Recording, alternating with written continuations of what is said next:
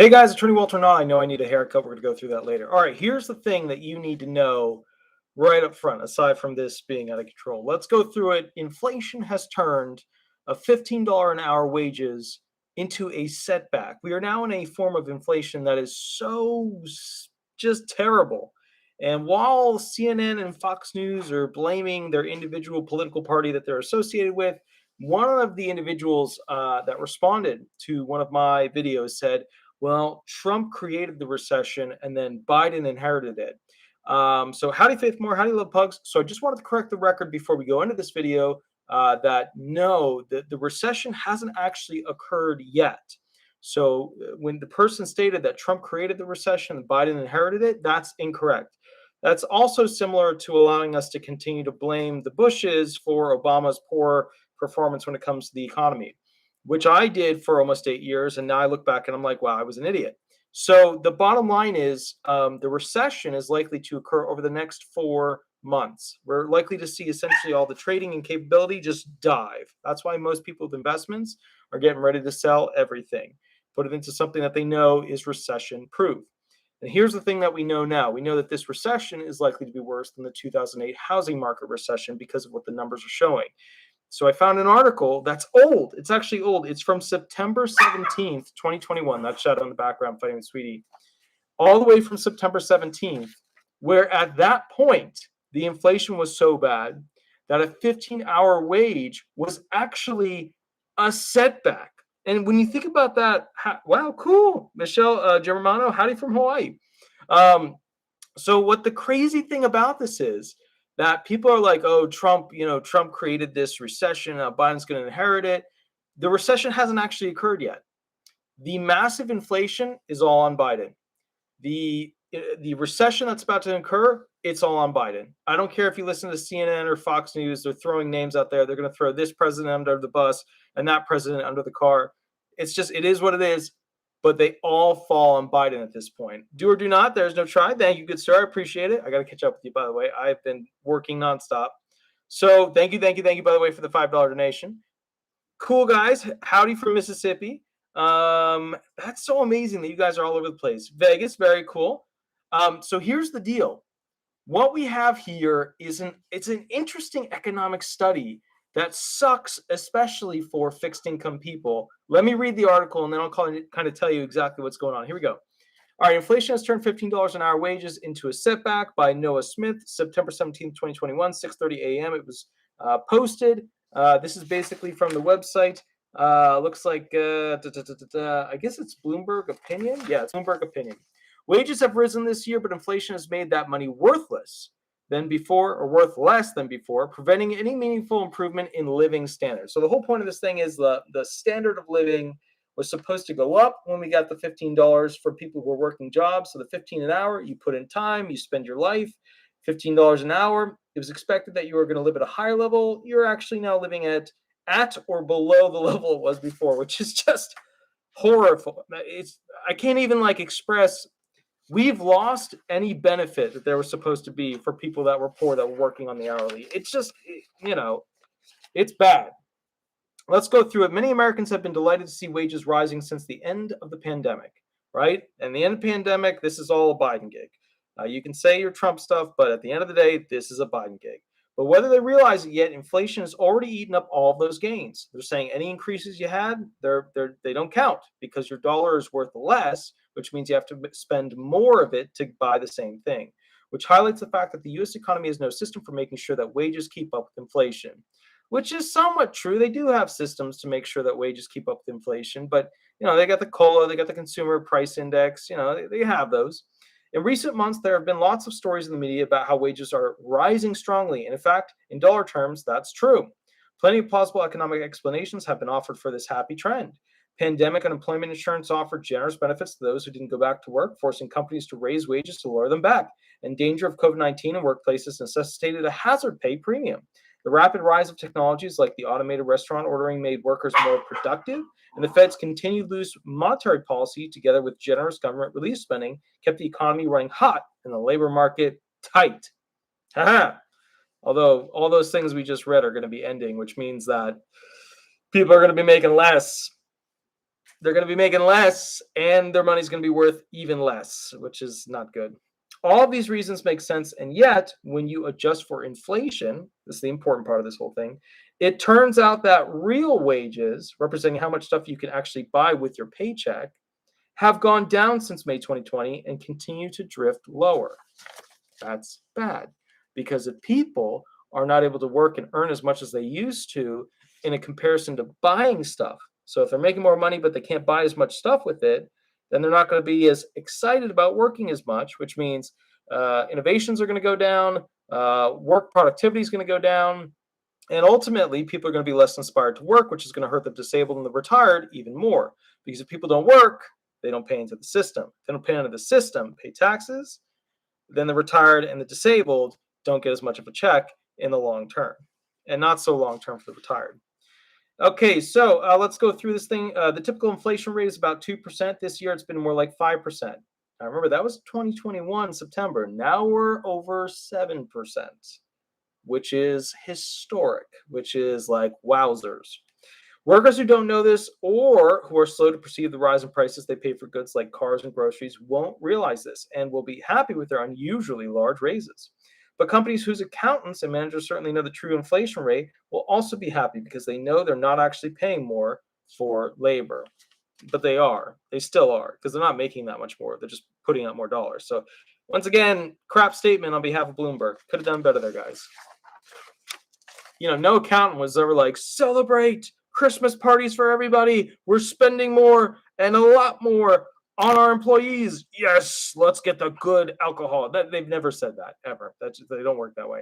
That information, well, maybe back in the day they did because they drank. They were luscious. Some of them had a good time. They knew how to have a better time.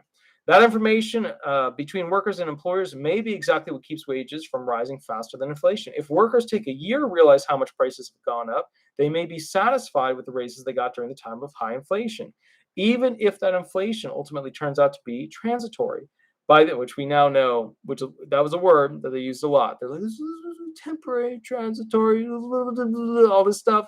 Now we know that they did not have their hand on the throttle at the right level of speed for the whole inflation problem. We all were like, yeah, well, they're professionals. Let them ship, let them steer the ship. And now we're like, dear God, did you go to school for this? Because you didn't get it right.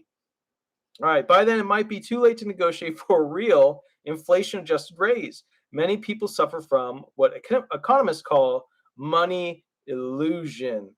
Money illusion. They tend to think of their income and wealth in pure dollars instead of in terms of its real purchasing power, at least into the short term.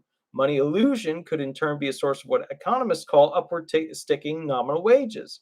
The tendency of wages not to rise too fast in dollar terms, even when there's a burst of inflation. In other words, even if all the aforementioned economic factors driving up wages are very real, price rises could be happening independently of wage growth and could be eating up all the gains because wages simply don't respond to inflation very quickly. By allowing prices to rise, all right, so that was an important sentence. What they're saying here is that price increases lag. What you get paid on the hourly, it lags because this thing goes up first and then this slowly lags behind. And then this never actually goes below that anymore. It just doesn't happen. Sorry. It's just everybody gets screwed in the long run. Now, with that said, by allowing prices to rise at a rapid clip just when workers are finally getting a bit of bargaining power, the U.S. might be wasting a golden opportunity to increase living standards. Now, they're talking from September of 2021. They don't know that the United States government has completely blown that opportunity. They don't know that yet because they wrote this article in September. Let me read it again. It's kind of funny now because of how bad it's been botched. By allowing prices to rise at a rapid clip just when workers are finally getting a bit of bargaining power, the U.S. might be wasting a golden opportunity to increase living standards. We now know that they screwed that all up. Next sentence. Eventually, people will realize that prices went up and that their raises were illusory. At that point, that means like an illusion. At that point, they will start getting mad. This is what happened in the 1970s when a decade of high inflation coincided with the possibly cause real wage losses for the American worker. I love the mini sentence they put in there. At that point, they will start getting mad. So at some point, Americans are going to be pissed. They're going to be super uber pissed. But what's funny about that is that they're going to become super pissed, and then they're going to get hit with a recession, and then there's going to be an election cycle, and somewhere in there, this whole Putin thing with Ukraine is going to blow up and become a problem because he isn't backing down. He's actually given everybody a short period of time to get out. Other than that, it is what it is, which would equate to, just so you know, World War III. If Putin made a stand and then invaded, and America interacted, and China has signed agreements with Putin at this point to go ahead and continue forward as buddies, or not sign, but they're in cahoots or whatever, that would be considered the beginning of World War III. Big stuff for America. 2022. Everybody thought 2021 was interestingly shitty year, but 2022, that's the unicorn. Eventually, people will realize that prices went up and that their raises were illusory. Okay, blah, blah, blah. Surveys later showed that the reason people didn't like inflation was precisely that they thought their wages could keep up. Nope. One possible long-term, and this is like the lesson learned from 1970 is as following. And now Americans in 2008, the lesson's still not learned. And now in 2022, the lesson's still, again, not learned. Yeah, that's because we keep destroying history. One possible long-term solution to this problem would be to require all companies to regularly tell workers how much their wages changed after being adjusted for inflation. Oh, that's spicy. That's spicy, but a very good idea. Perhaps every quarter or half year. Oh, even more than annual, like giving them the heads up as to like, you used to be this wealthy and now you're not. That is actually good. That's important. Companies will resist such a change. Yeah, because employers don't want to tell employees that they're not getting a good deal. However, since it would lead to more frequent wage negotiations, as well as removing their ability to stealthily cut wages by letting inflation do its work, some economists will worry that this policy could cause wage price spirals, where wages and prices push each other higher and higher. I think it would, to some degree. In some industries, you would see like, oh, I'll bid this much for that person, that much for this person. Yeah, you would see that, but it would take a long time to get there. A, B, it would only be for higher level jobs. It wouldn't be for the lower people jobs because the unions have already jacked those prices up. So it would just be higher level executives. In the meantime, falling wages give politicians another reason to worry about inflation. Many commentators have been urging the Federal Reserve, they spelled have wrong, Reserve in the U.S. Congress not to be concerned. They argue that the phenomenon is transitory, which we all know is BS now, and that price indexes that are better measures of overheating, things like median or trimmed mean inflation, aren't rising as fast. But the total inflation numbers represent the prices workers actually pay. And even a transitory burst of inflation will do harm if it takes away an opportunity for wage growth, because it will equate to a recession. Amanda Kelly, thank you so much. I really appreciate the $5 donation. First time here, and I agree with everything I'm saying. Awesome. I really appreciate it. I try to be really honest because I'll be honest with you guys. I used to be a drone. I used to be a political drone. I would just watch what TV told me, and TV said one thing, and I was like, cool, I'm going to think that way. And then I started to wake up that I was blaming people for things that they couldn't control. And then I was blaming people for things that realistically had no way of being fixed by that person because they did not have it in their system to do it. And then I started to realize we're all getting played. Not good. Oh, by the way, for my Write a Bill series, I finally got my stickers in the mail, which go through. I bought stickers for the show to make it better. Because when I did my first video, I was like, this sucks. It's the whole series about how to write a bill that can become law. But now I've got stickers, and I feel like empowered to do this series even better. Anyways, not that that's important. Here we go. Because I want to teach you guys how to write law. So if inflation continues for another year, and people realize their wages aren't rising as much as they think, they could take their anger out on President Joe Biden's administration. Now, remember, this was written in September of 2021. They have no clue that they've completely botched not only the economic situation, the defense situation, but also the civil rights situation for the disabled and retired. Total botchery. Not good. And the tax situation, even worse. Oh, God. Buddy, what are you doing? Like, and I don't, I think like some presidents, they have yes men that just are yes women that surround them and tell them, you're wonderful, you're amazing. But like at some point, you got to sit back and say, why did this all turn out so poorly in such a short period of time? That's not necessarily something that the Fed should take into account in its monetary policy decision making. True, the Fed should be separate in its decision making from political agenda, but it's not. We all know that. But it's probably something that should be keeping Democrats awake at night. That's a spicy statement from Bloomberg. That's the whole article. Very, very spicy statements. So I just wanted to do a quick video because I think it's crucial to understand what 2022 has in store for the American people. Specifically, my buddies, the retired and the disabled and the veterans. Let's talk. First and foremost, it's not in any of the budget, and I have it here too. I'm going to do a whole video on it, but I have the entire budget response from the Office of the President, where basically he goes through step by step by step all of the things that he intends to spend money on. And sadly, the new budget setup for 2022 does not include any of the promises for the retired or the disabled, specifically the disabled for the SSI 2100 or the SSI Supplemental Security Income Restoration Act or the Social Security 2100 Act. It doesn't include any of that stuff. It's all mostly, which it blows my mind. It's about inequality justice. It's about climate change, and those are the main things. Like the last thing on the list is about China. That's it. That's it. That's the last thing on the list. So I'm going to go through that, and you guys are going to see his brain is not wired in the direction of the 17 plus million disabled people that voted in his direction, which makes me sad because I did a whole video. I was like, this guy's going to be amazing for the disabled and the retired. Check out all the things he's going to do. And now it's like it's just the whole idea of increasing SSI wages, getting rid of the marriage penalty rule, getting rid of the in-kind support maintenance rule, making basically the Social Security disability insurance and the retirement trust funds, solvent through, 2100 disappeared, gone, poof.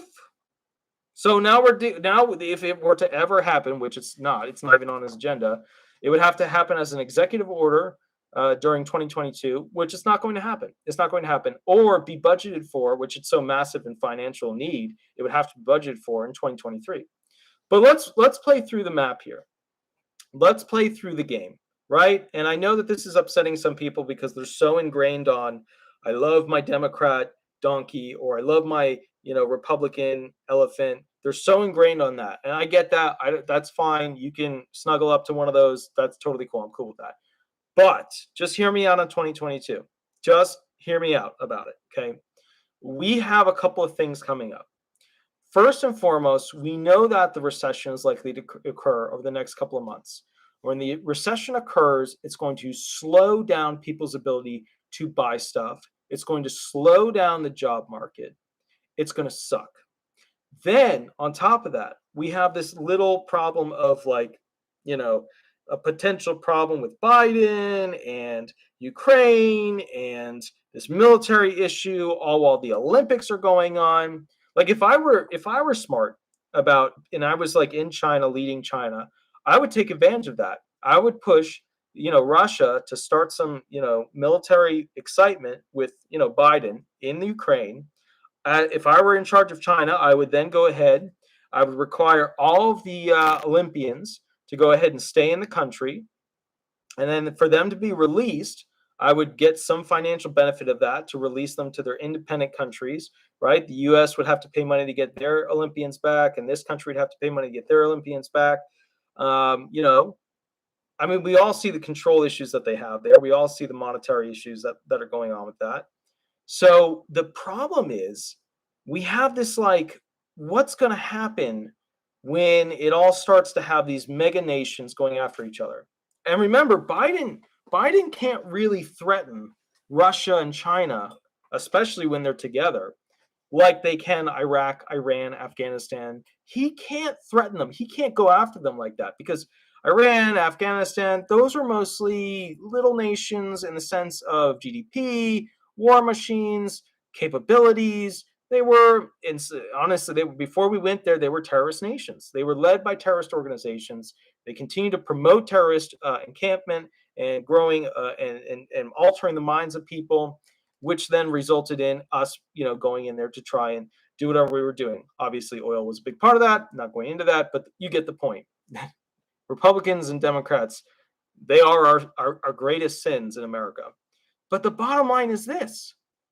We have a problem because if we get into some sort of fighting match with Russia and China, They're massive. They are massive.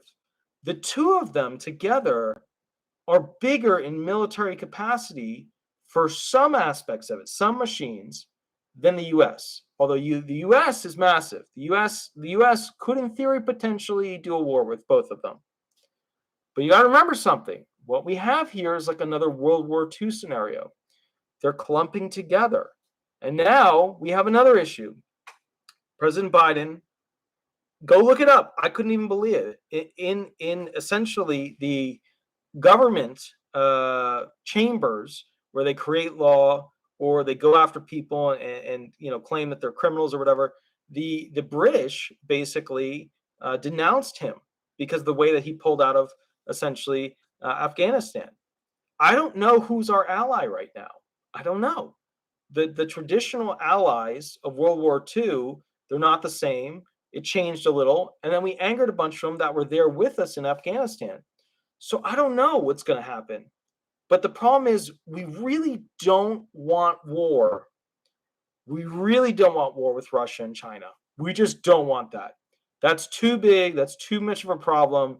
And albeit they're not likely to use nuclear capacity weapons, they are likely to go ahead and cause serious damage to the homeland of the US because a lot of their weapons can reach here.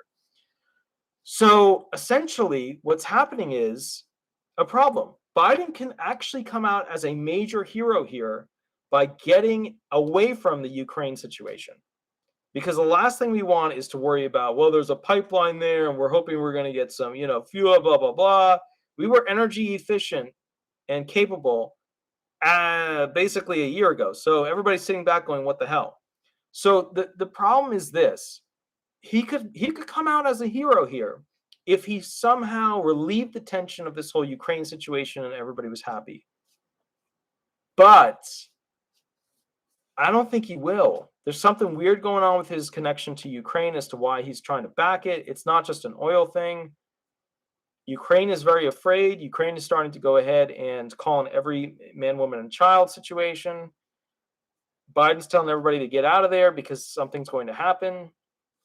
We have a problem. And then the craziest part of all of this is that this is all happening on the heels of essentially, the most important midterms in the lifetime of me or most of you guys. These midterm elections define the capacity of the president to make law going forward.